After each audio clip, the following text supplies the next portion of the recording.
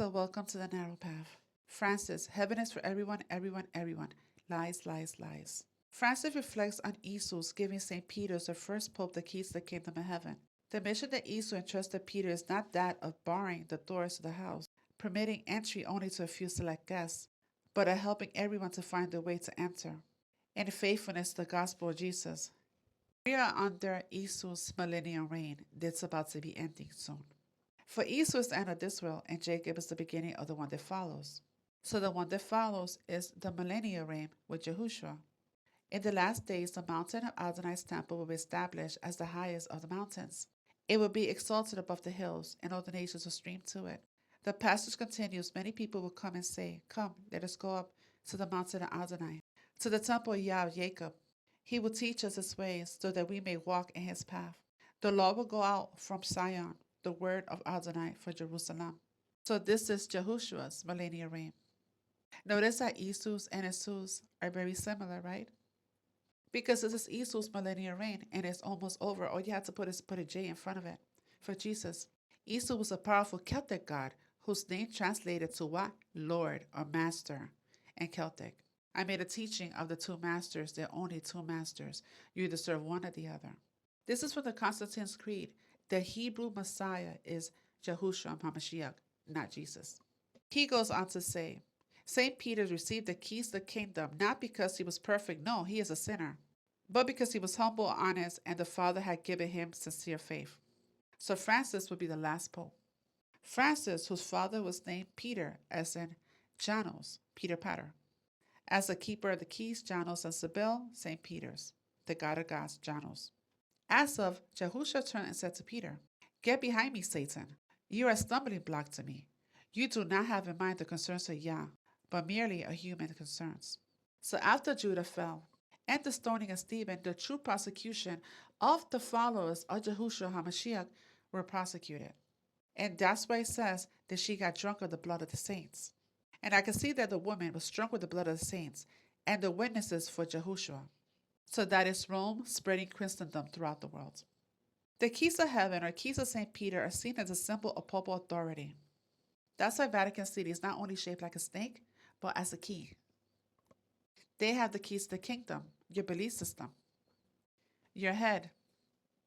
The scripture says that in the last days his spirit will return to us and we wake up to the true knowledge of who we are. That's why Yahushua is back and he's opening up these scrolls, right? Because he has the keys, the Great Awakening. As the angel of the church of Philadelphia write, the words of the Holy One, the true one, who has the key of David, who opens and no one will shut, who shuts and no one will opens. And like I explained before, the church is not an Abba, the bride is. That's why the reading Revelation, the church is the one that's going to be prosecuted, but not the bride. The bride will be gathered and taken to a holy mountain, Mount Zion. And if you stay in these churches, Peter the Roman, who will pasture his sheep in my tribulation, and when these things finish, the city of the seven hills, Rome, will be destroyed, and the dreadful judge will be judged by his people. The end. District of Columbia, which is Washington, D.C., is set up exactly like Rome. There are two Babylons. Esau was born first, but in the womb, Jacob took hold of Esau's heel. It's interesting to me because Italy is shaped like a boot. There goes that heel. For the last shall be first, and the first last, for many be called, but few chosen. Let no one deceive you by any means, for there shall come a falling away first, that the man of sin will be revealed, the son of perdition. And that's exactly what's happening, the great falling away. A lot of people waking up to these fake churches, and they're vandalizing them. This happened the other day. These are idols, people waking up to the truth. So we have come to the point of the great falling away. This is what we're witnessing right now. And after this, the man of perdition is going to be coming soon. These are headlines for the last couple of days. I've been saying this for the last couple of years now. The Spirit revealed to me that Kamala would be the first female president. They will find a way to get rid of Biden, and then she would take over. She would take his place. She will be rising the divine feminine energy. And then Obama will take over and be the last pharaoh in America. So you're going to see these two in office, Obama and Kamala. As you can see, it's being set up already. And now to the rainbow. So the rainbow is the rainbow that we physically see, but the other rainbow is in our temple, our body. And the rainbow is actually round. I asked AI to show me the real Earth. And somebody posted this video the other day, which I found really pretty. You see the rainbow? Rounds, just like the AI picture. Almost looks like a double rainbow. So you have to choose your rainbow. Let me explain. As you notice, the colors of the rainbow are the same colors of the chakra in your body. I covered the chakras before. These are entry points to your temple. This is how unclean spirits get into the temple and take over the host. Who's behind it? Of course, the Vatican. This is the Kabbalah tree. Kabbalah is a system of Jewish mysticism and magic. It is the fundamental element of modern witchcraft. Virtually all of the great wizards and sorcerers of the centuries are Kabbalists. Kabbalism is Satan's original lie, freedom through rebellion or sin, which ultimately leads to defiling your temple through fornication and perversion. As you can see right here at the bottom, Lilith. Lilith is well known today as the patron goddess of lesbians. Her name survives in many current organizations, such as the Daughters of Lilith.